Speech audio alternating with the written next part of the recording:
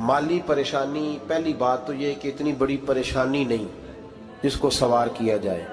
आयत पढ़ूंगा कुरान पाक की और मेरा ख्याल है कि बहुत सारी परेशानियां तो कुरान मजीद के लफ्ज़ों से दूर हो जाएंगी। सूरह हूद है, उसकी आयत नंबर 6 है, 12वें सिपारे की पहली आयत है। क्या अंदाज है और मेरे रब का कितना मन मोह लेने वाला और दिल को छू लेने वाला अंदाज है। रब करीम ने फरमाया वमा मिन दाब्बतिन फिल अर्द, फरमाया नहीं ज़मीन पर कोई भी ऐसा चलने वाला, ज़मीन पर कोई ऐसा नहीं जो चलता हो, इल्ला अलल्लाहि रिज़्कुहा, जिसका रिस्क अल्लाह ने अपने ज़िम्मे न लिया हो। ज़मीन पे कोई चलने वाला ऐसा नहीं जिसके रिस्क की जिम्मेदारी रब करीम की ना हो। ये जिम्मेदारी रिस्क किसकी है? बोल के बताएं, बोल के किसकी जिम्मेदारी है जी? अल्लाह। देखिए गौर फरमाएं, यहाँ मुफस्सिरीन ने एक बात लिखी है इस आयत के तहत कि फरमाया जो ज़मीन पे चलने वाला है उसका रिस्क अल्लाह के ज़िम्मे। फरमाते हैं कि ये अल्लाह ने हमारी अकल के मुताबिक हमसे बात की, वरना आसमानों में जितनी मखलूक है रिस्क उसका भी अल्लाह के ज़िम्मे ही है। यहाँ जो फिल अर्द के लफ्ज़ है ज़मीन पे, वो हमें समझाने के लिए कि तुमने तो सिर्फ ये दुनिया देखी है ना, तो जिसको तुमने देखा है वो सब खाते अल्लाह का दिया हुआ ही है। तो जो हमने देखा था रब करीम ने उसके मुताबिक हमें समझा दिया। फरमाया कुछ तो तुमने देखे ही नहीं, चलो उनकी तुमसे बात नहीं करते, पर जो तुमने देखे हैं उन सब का रिस्क किसके जिम्मे है? अल्लाह के। मेरे रसूल करीम सैयद आलम सल्लल्लाहु ताला अलैहि वसल्लम कुरान मजीद की जब तर्जुमानी करते, वजाहत करते, तो महबूब पाक सल्लल्लाहु अलैहि वसल्लम भी कोई इश्काल रहने नहीं देते थे, कोई इश्काल नहीं रहने देते थे। मेरे महबूब करीम अलैहिस्सलातु सलाम ने फरमाया अल्लाह पे भरोसा रख के सवेरे निकल जाना रिस्क की तलाश में। किस पे भरोसा रखना है? निकलना तुम्हारे जिम्मे है। ये ना कहना कि घर बैठूंगा तो यही आएगा, निकलना तुम्हारी जिम्मेदारी है। जितनी जिम्मेदारी है वो पूरी करना। अल्लाह पे भरोसा करके निकल जाना तुम्हारी जिम्मेदारी है। रब का जिम्मा है तुम्हें रिस्क देना, वो जरूर तुम्हें रिस्क पहुंचाएगा। या रसूल अल्लाह सल्लल्लाहु अलैहि वसल्लम किस तरह पहुंचेगा? तो जरा हुजूर के लफ्जों का हुस्न भी देखिए। नबी पाक सल्लल्लाहु अलैहि वसल्लम ने फरमाया जिस तरह मौत तुम्हें ढूंढ लेती है ना कि तुम कहां मौजूद हो, जब वक्त आता है तो इंसान पाकिस्तान में हो तब भी आ जाता है, जद्दा में हो तब भी आ जाता है, मक्का में हो या मदीना तय्यबा में, वक्त फिर भी आ जाता है।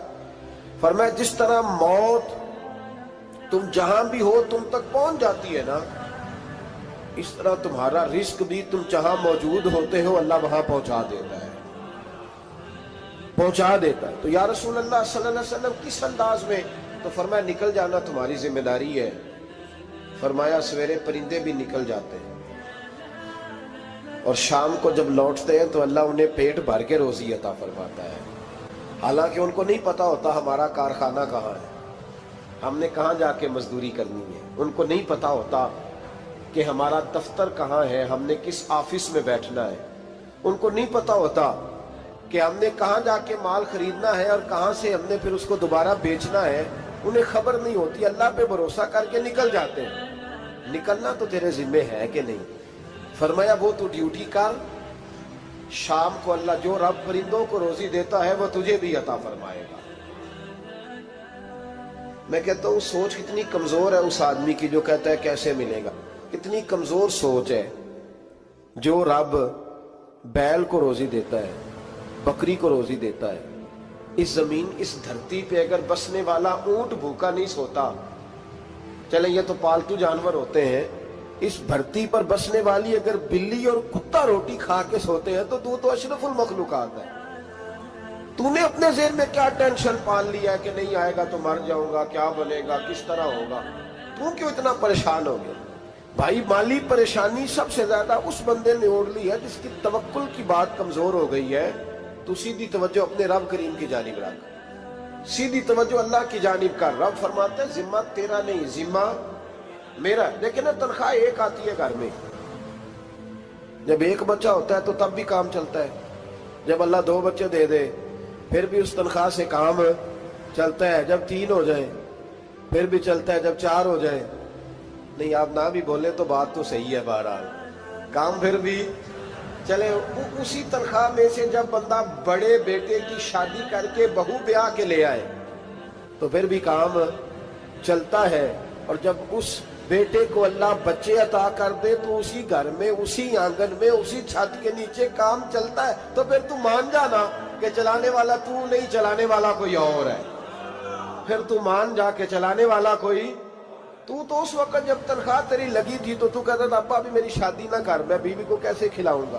تو وہی شخص ہے جس کی چھت کے نیچے پھر 1.5 درجن پوتے بھی پل رہے اور گزارا ان کا بھی ہو رہا ہے۔ تو رزق کا ذمہ کس کا ہے؟ اللہ کا، اللہ کا ذمہ۔ اب ہمیں پتہ ہے پہلی بات تو پریشانی اس لیے اتار دینی چاہیے کہ ذمہ ہمارا ہے ہی نہیں۔ اب دوسری بات یہ کہ ذمہ داری کس کی ہے؟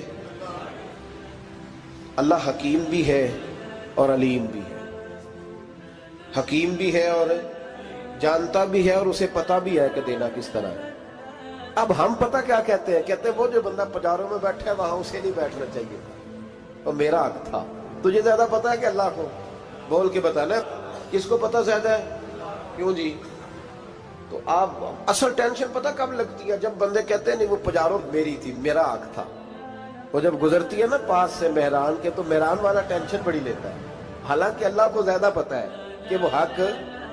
ایک بات اپنے ذہن میں یاد رکھ لیں، رٹ لیں کہ جو میرے لیے بہتر تھا میرے رب نے مجھے دے دیا، اور بات ختم ہو گئی۔ بس وصل اچھا ہے نہ فراق اچھا ہے، یار جس حال میں رکھے وہی حال اچھا ہے۔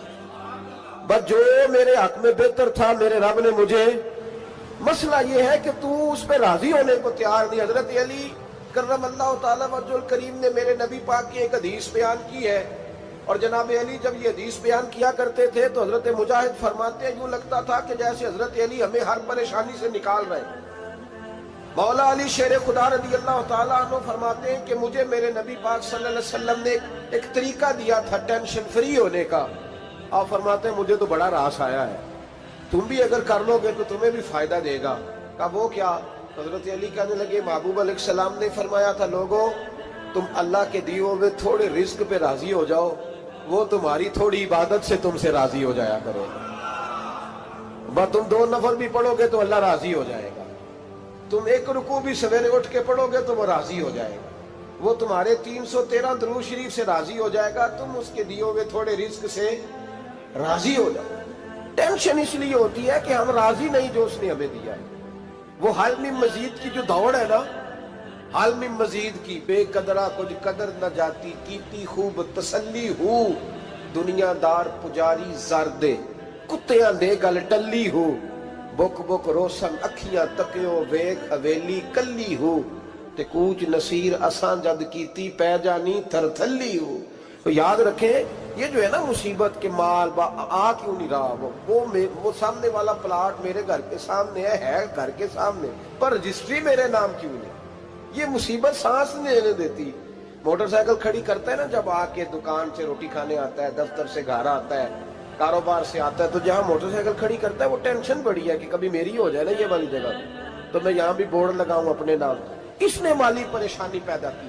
تو جس حال میں ہے، کیونکہ تو نے اپنا یہ حال خود نہیں بنایا، جس نے بنایا ہے وہ بڑا بہتر جانتا تھا کہ تو اسی حال میں اسے اچھا لگتا ہے۔ تو اسے اسی حال میں، ایک بزرگ تھے تو ان کی طبیعت بڑی علیل ہو گئی، بیمار ہو گئے، تو اللہ نے آزمائش دی تو کیڑے پڑ گئے وجود میں۔ ایک کیڑا یہاں سے کھا رہا تھا، اللہ والے بڑے راضی رہتے ہیں اس کی رضا پہ، تو کیڑا یہاں کھا رہا تھا تو نیچے گر گیا، تو بابا جی نے اٹھا کے پھر وہاں رکھ لیا، کہنے لگے جب اس نے تیری ڈیوٹی مجھے کھانے کی لگائی ہے تو میں اس بات پہ راضی ہوں، تو نیچے کیوں گرتا ہے؟ بٹ ٹھیک ہے کھا، جب اس نے تجھے ڈیوٹی جو تیری لگائی۔ سالبہ بن عبد الرحمن ایک صحابی تھے، سالبہ غالباً نبی پاک صلی اللہ علیہ وسلم کی خدمت میں آئے، کہنے لگے یا رسول اللہ صلی اللہ علیہ وسلم غربت بڑی ہے، میرے لیے دعا کریں اللہ زیادہ مال دے۔ تو محبوب صلی اللہ علیہ وسلم نے فرمایا تو جس حال میں اچھا ہے وہ تیرے لیے بہتر ہے، اس میں تو ہے وہی حال تیرے لیے۔ مشکل ہے نا یہ جواب سننا۔ کہتے پیر صاحب فلان جگہ سے تویز آیا، وہاں تو وارے نے آرے ہو گئے، تو آپ کے ہاں؟ تو میں کہتا ہوں یہ تویز دینے والا اگر تویز دے کے امیر بناتا ہے تو پہلے خود کیوں نہیں بنتا؟ یہ خود تو 150 کا تویز بیچ رہا ہے، اپنی بیچارے کی حالت یہ ہے۔ اگر اتنا ہی تویز اس کا چلتا ہوتا تو پہلے 5 پجاروں اس کے دروازے پہ کھڑی ہو۔ عجیب چکر ہے اور عجیب جگہ لوگ الجھ گئے، سمجھتے ہی نہیں بات کو۔ یا رسول اللہ صلی اللہ علیہ وسلم دعا کر دے تو محبوب نے کیا فرمایا؟ فرمایا تو جس حال میں ہے نا وہ حال تیرے لیے بہتر ہے، اسی میں رہ۔ کہ نہیں حضور دعا کرے۔ فرمایا سال بعد تو بعد آ جا۔ حضور دعا کرے۔ فرمایا تو بعد آ جا۔ 2-3 دفعہ کا ضد کی۔ محبوب نے فرمایا جا، پھر اللہ تجھے زیادہ پیسے دے گا۔ چند بکریاں خریدی، اتنی برکت ہوئی کہ بکریوں کے ریوڑ بن گئے۔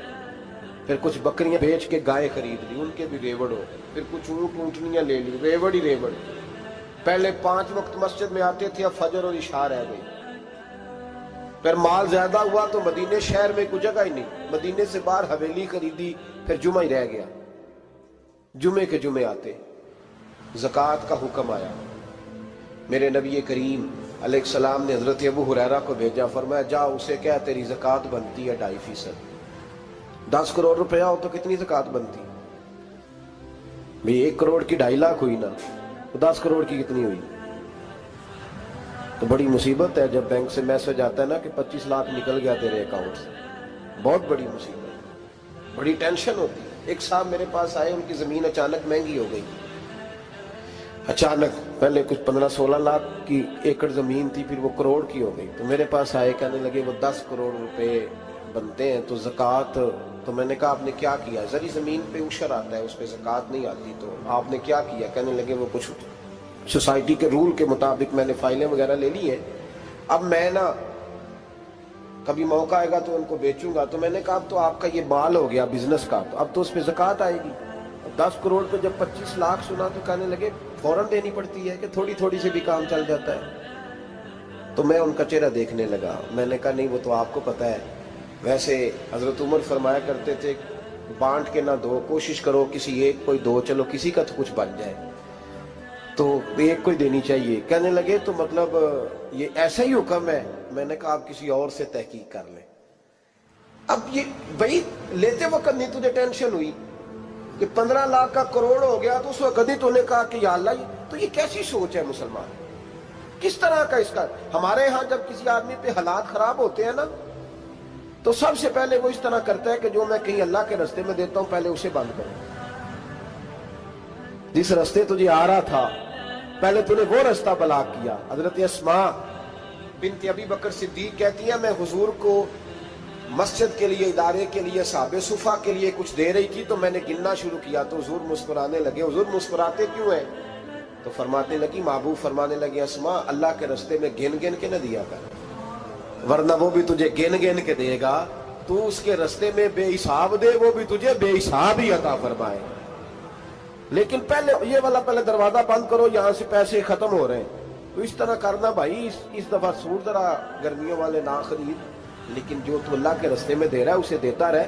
لیکن ہم اپنا نقصان کرتے ہیں، زیادتی کرتے ہیں اپنے ساتھ۔ میں نے آپ کو پہلے بھی بتایا تھا پیار کی بولی ہے، پھر بولتا ہوں۔ ایک بڑے بڑے پیار والے دوست ہیں، ایک دفعہ مجھے کہنے لگے کہ آپ کئی دفعہ اعلان کرتے ہیں تو مجھے اچھا نہیں لگتا، اور آپ ادارہ بھی بہت زیادہ بننے والا ہے، بڑی چیزیں میں دیکھتا ہوں جو ہوں تو بڑا نظام اچھا ہو جائے، آپ دعا کریں اللہ مجھے پیسے دے تو میں بڑے سارے خرچ کروں گا اس کے راستے میں۔ تو میں نے کہا یا اللہ اسے 10 کروڑ دے، یہ 9.5 کروڑ تیرے راستے میں دے دے گا۔ تو چپ کر گیا، جس طرح آپ نہیں کر گئے سارے، چپ کر گیا وہ بھی۔ اس نے کہا جی نہیں جی انشاءاللہ کریں گے۔ تو میں کیا پلیا جی تے دعا پہ ہوں دیا، ابھی تو وہ آئیں گے تو تب دیکھی جائے گی، تو یہیں اڑ گیا ہے۔ یعنی 9.5 کروڑ اللہ کے راستے میں خرچ کرنے کی دعا پہ بھی آمین کوئی نہیں کہتا کہ چلو آمین ہی کہہ دیں۔ تو میں کہا تینوں تے 50 لاکھ بچتا سی پیا، لیکن تو اس سودے پہ تیار ہے۔ جب یہ سوچ ہوتی ہے، یہ غلط سوچ ہے، یہ بات تو اگر تے مسکرانے والی، لیکن یہ سوچ صحیح نہیں۔ حضرت عثمان غنی رضی اللہ تعالیٰ عنہ کہتے ہیں جس وقت نبی پاک صلی اللہ علیہ وسلم نے اعلان کیا نا جنگ کے موقع پر کہ 800 سپاہیوں کا خرچہ چاہیے، کہتے ہیں میرے پاس 600 کا تھا۔ یہاں ایک روایت میں حضور نے 1000 کا اعلان کیا تو میرے پاس 800 کا تھا۔ جب 2-3 دفعہ نبی پاک نے اعلان کیا تو کہتے ہیں میں نے کھڑے ہو کے کہا یا رسول اللہ پورا 800 میری طرف سے۔ کہتے میں نے 200 سپاہی کا خرچہ ادھار اٹھایا لیکن پورے 2 مہینے نہیں گزرے تھے، رب کریم نے مجھے کئی گنا کر کے پیسے واپس عطا فرما دیے۔ پر بات تو یہ ہے کہ تیری وہاں لو لگی ہو، تو تجارت کرتا ہے ان لوگوں کے ساتھ جو کیا دے سکتے۔ تو سالبہ کے پاس حضور نے پیغام بھیجا، پہلے تو کہا تیرے لیے بہتر نہیں مال، جب اصرار کیا تو بڑی برکت ہو گئی، بڑا آیا تو فرمایا زکوٰۃ دے، 2.5 زکوٰۃ ہے۔ اب جب سوچا کہ 5 اونٹوں پہ ایک بکری جائے گی اور بڑا سارا مجھے دینا پڑے گا، اب جب غور کیا تو یہ تو نہ کہا کہ میں نہیں دیتا۔ حضرت ابو ہریرہ سے کہنے لگے نبی کریم علیہ السلام کی خدمت میں عرض کرنا کہ میں خود آؤں گا۔ حضرت ابو ہریرہ نے آ کے عرض کی یا رسول اللہ صلی اللہ تعالی علیہ وسلم، حضور وہ کہتے تھے میں خود آؤں گا، تو کہتے ہیں محبوب نے ٹھنڈی سانس لی، فرمایا اسے کہا تھا کہ تیرے لیے مال بہتر نہیں، اب ہلاک ہو گیا، ہائے افسوس ہلاک ہو گیا۔ ان کو بھی تھوڑی دیر کے بعد احساس ہوا کہ یہ میں نے کیا کیا، نبی پاک کو ہی کہہ دیا نہیں ہے، حضور کو کہہ دیا بعد میں آؤں گا۔ اب دوڑے آئے، عرض کی حضور میں سارا کچھ لے کے آئے ہوں، قبول کر لیں۔ محبوب نے فرمایا گویا بلال حبشی کی خشک کھجور بھی قبول ہے، اور صہیب رومی ایک اٹی بان کی لائے تو وہ بھی قبول ہے، اور عمار بن یاسر اور مصعب بن عمیر اگر 2 دینار دے جائیں اور کوئی پرانا جوڑا کسی سپاہی کے لیے چھوڑ جائے تو وہ بھی قبول ہے، لیکن تو اپنا لاکھوں لے کے چلا جا، تیرا کوئی نہیں قبول، معاف کر دیں۔ فرمایا جا معاف کیا، پر پیسے لے کے نہ آنا۔ اگلے سال پھر آئے، بندے ہوئے ہاتھ ہیں، محبوبہ میں دولت کا کیا کروں گا، آگ لگانی ہے، قبول کر لیں۔ فرمایا تو لے جا، تیرا نہیں قبول، گرا جو ان کی نگاہ سے وہ سنبھل نہیں سکتا۔ حضور نے وصال ظاہری کیا تو جناب صدیق اکبر کے پاس آئے، لاکھوں کا مال، ابو بکر قبول کر لو، تو جناب صدیق اکبر کہنے لگے اس کا کر لو جس کا نبی نے نہیں کیا، چل جا کوئی نہیں چاہیے۔ حضرت عمر کے زمانے میں قحط پڑ گیا، بارشیں نہیں ہوتی، غلہ نہیں ملتا، حالات خراب ہے، مالی طور پہ بحران آ گیا، غربتیں، مجبوریاں، تکلیفیں، آ کے روئے، عمر میرا قبول کر لو، مجھے معافی تو مل گئی تھی نا۔ فرمایا معافی اپنی جگہ پہ، پر جس کا مصطفیٰ نے قبول نہیں کیا۔ بہت سارے لوگوں کو پتہ ہی نہیں کہ ان کا قبول ہی نہیں ہوا، اور وہ الجھے ہوئے ہیں، انہیں خبر ہی نہیں کہ اصل بات کیا ہے۔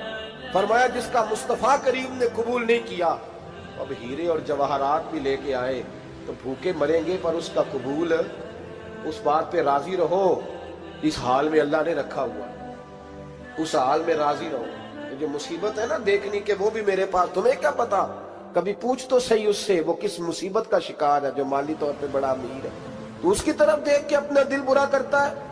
بس جس حال میں رب نے رکھا ہے اس حال میں رہ۔ حضرت عثمان غنی کے زمانے میں تو وہ وصال کر گئے، لیکن بھائی تو جس حال میں تیرا رب تجھے رکھتا ہے اس حال میں رہ، تیری مالی پریشانیاں ختم ہو جائیں۔ میں نے پہلے بھی شاید آپ کو ایک دفعہ کہا تھا، میں تعلیم سے فارغ ہوا تو میرے ایک استاد اور میرے کچھ دوست کہنے لگے افریقہ آ جائیں آپ، بھائی بہت بڑا ادارہ ہے، اس کو چلائیں، اس کو سنبھالیں۔ میری والدہ سے میں نے کہا، اس طبیعت ہوتی ہے نا انسان کی، میرا بھی دل لگ گیا۔ میری اماں پڑھی نہیں تھی لیکن اللہ نے دانائی بڑی عطا فرمائی تھی، حکمت بڑی تھی، سیانی بڑی تھی۔ تو میں نے کہا اماں جی وہ مجھے ساؤتھ افریقہ کی دعوت ہو رہی ہے تو آپ کیا کہتی ہیں؟ تو اٹھ کے میرے پاس آ گئی اور مجھے انہوں نے اپنے بازوؤں میں لے لیا، پھر میرا ماتھا چوما، کہنے لگی پتر میں تے وال بھی نہ پوٹ کے دیوا کسی، ہم نے دولت کا کیا کرنا، تو اللہ کا نام لے کے کہیں بیٹھ جا، رب کریم رون کے لگا دے گا، خیر ہو جائے۔ تو میرے بھائی یاد رکھیں ان چیزوں سے تھوڑا سا دیکھیں نا، قناعت کریں، جو اللہ نے دیا اس پہ راضی ہو جائے، اللہ بڑا مہربان ہے، وہ آسانیاں کر دیا کرتا ہے۔ تو یاد رکھیں میرے رسول کریم علیہ السلام نے ایک تو ہمیں درس یہ دیا ہے کہ تو سمجھ جا، قرآن نے ہمیں بتایا ہے کہ روزی تیری ذمہ داری نہیں، روزی کس کی ذمہ داری ہے؟ اللہ کی۔ اور دوسری بات یہ کہ جو اللہ نے تمہیں دیا ہے اس پہ تو راضی ہو جا، تیری مالی پریشانیاں ختم ہو جائیں۔ اور پھر حضور صلی اللہ علیہ وسلم نے فرمایا مذہبی طور پر جب دیکھو تو آگے دیکھو، اور دنیاوی طور پر جب دیکھو تو پیچھے دیکھو، پریشانی ختم ہوگی۔ مذہبی طور پر جب دیکھو، جو 5 نمازیں پڑھتا ہے وہ تہجد پڑھنے والے کو دیکھے، اور جو تہجد پڑھتا ہے وہ اشراق چاشت پڑھنے والے کو دیکھے، اور جو بندہ اشراق اور چاشت پڑھتا ہے پھر اس کو دیکھے جو سارا دن مصطفیٰ پہ درود پڑھتا ہے۔ ऊपर ऊपर देखे कि मैंने और नेक होना है, और नेक, और जब माली मामला है तो फिर नीचे देख। अगर तू बैठा ना पजारों पे तो फिर टूडी वाले पे नजर कर, उसका क्या हाल है। और अगर तू वहां बैठा है तो देख, मेहरान वाला भी तो गाड़ी चला ही रहा है ना। और अगर तू वहां है तो मोटरसाइकिल वाला देख, और तू वहां है तो फिर साइकिल वाले पे नजर। और अगर तू साइकिल वाला है तो पैदल वाले को देख। अगर तू किराए के मकान में रहता है तो फिर झोंपड़ी वाले को देख। और अगर तू झोंपड़ी में रहता है तो फिर भी परेशान ना होना, कुछ ऐसे भी हैं जिन्हें झोंपड़ी भी नसीब नहीं, जो सड़क पर लेटे हुए। और अगर तू तंदुरुस्त है ना तो कभी जाके अस्पताल में देख हाल क्या है, लोग किस हाल में। तो हम शुक्र नहीं अदा करते, उसका नुकसान क्या होता है, नेमतें चली जाती हैं। अल्लाह फरमाते लाइन शकर तुम लाज़ीदन्नकुम, तो शुक्र अदा कर, मैं नेमतों में इजाफा कर दूंगा। तो भाई माली परेशानी का तीसरा सबब यह है कि हम देखते हैं माली तौर पर ऊपर, तो फिर हमें तबीयत बिगड़ती है। और फिर माली परेशानियों के कुछ और असबाब भी हैं। इमाम शाफी फरमाते हैं जिन घरों में लोग फजर की नमाज के वक्त सोए होते हैं उन घरों में रिस्क नहीं आता। आप फरमाते हैं फजर का वक्त अल्लाह के देने का वक्त है, उस वक्त अल्लाह बांटता है। हुजूर सल्लल्लाहु अलैहि वसल्लम का फरमान है ना हदीस में कि तहज्जुद के वक्त अल्लाह पहले आसमान पे नुज़ूल जलाल फरमाता है जो उसकी शान के लायक है तहज्जुद के वक्त, और वो कहता है मांगो मैं तुम्हें अता करूंगा। लेने की बारी आए तो बंदा समेट समाट के अंदर घुस जाए। हमारे यहाँ ये होता है कि इशा के बाद बच्चे बैठते हैं मोबाइल लेके, तहज्जुद का वक्त आता है तो उनकी आंखें बंद होनी शुरू होती, तो लेने के वक्त तो तू सोया था, तेरा मसला कैसे हल होगा भाई। जब कोई आदमी खैरात बांट रहा हो तो जो प्याला पीछे कर ले उसे मिलेगा। कहते उस वक्त आना जब मैं बांट रहा था, अब तू किधर आ गया है। मिसाल दे रहा हूं, तो फजर का वक्त मांगने का है, तो सारी रात तो गुजर गई गेमें खेलते, टीवी देखते, और जो लेने का वक्त था तू सो गया, तो कैसे आएगा तेरे पास। तो उठे सवेरे, बंदों से मांग के देख लिया, बड़ी इज्जतें खराब हुई। फजर का वक्त उठ के झोली फैलाए। मेरे रसूल पाक अलैहिस्सलाम फरमाते हैं, रब फरमाते हैं जब बंदे मेरे आगे झोली फैलाते हैं मुझे शर्म आती है। भूतों से तुझको उम्मीदी, खुदा से नो उम्मीदी। भूतों से तुझको उम्मीदी, खुदा से नो उम्मीदी। मुझे बता तो सही और काफरी क्या है।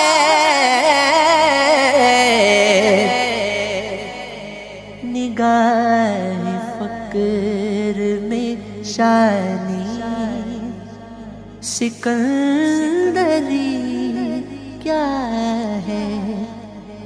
फलक ने उनको अता की है खाजगी के जिन्हें, फलक ने उनको अता की है खाजगी के जिन्हें।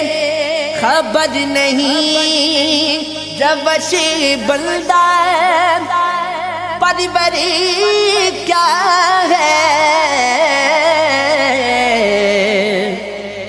निगाह फक्र में शानी सिकंदरी